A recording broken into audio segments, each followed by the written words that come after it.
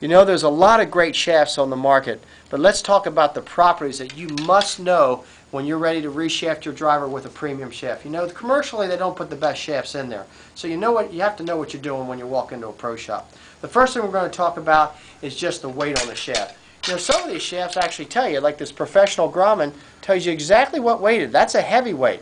And when you go out and get them, it comes in 100 grams, it comes in 90 grams, 80 grams, 70, 60, and 50. All you have to remember is the heavy gram gives you more consistency. If you have a quick start, initial acceleration to your swing, you need a heavier shaft. Or if you have a real high final velocity through impact, 130 and up, get a 90 or 100 gram shaft.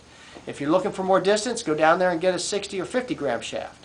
Next thing we want to talk about is, most importantly, the spline of the shaft. You know, on our oscillator, when you oscillate the shaft has to kick straight.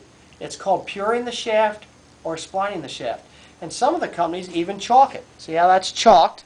And they actually call it an optimum flex line.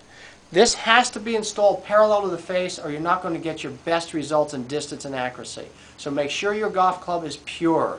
The next thing we want to talk about is tipping the shaft. Every time I tip the shaft a ½ inch on your CPM PGA chart, it's going to come up one gradient.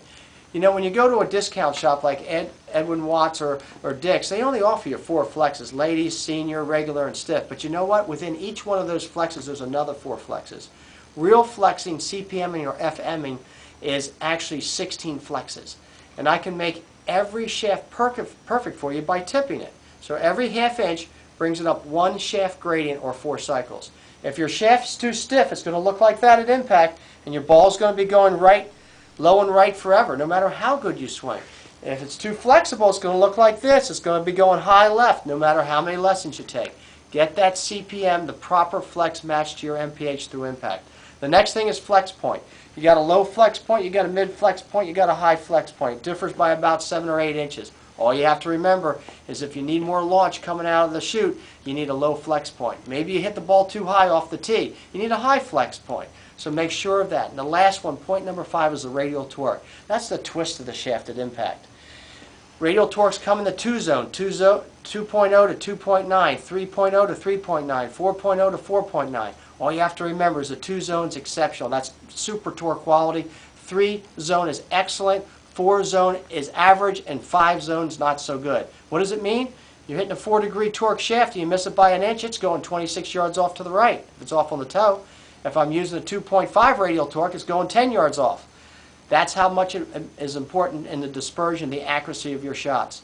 So remember, if you hit the sweet spot perfectly every time, you could use a 10-degree torque, but we don't. We miss-hit that sweet spot. We need low torque. Get your 2 or 3 zone, you'll be better suited for it. So remember the big 5 when you go to reshaft them. And then, of course, there's the length of the shaft.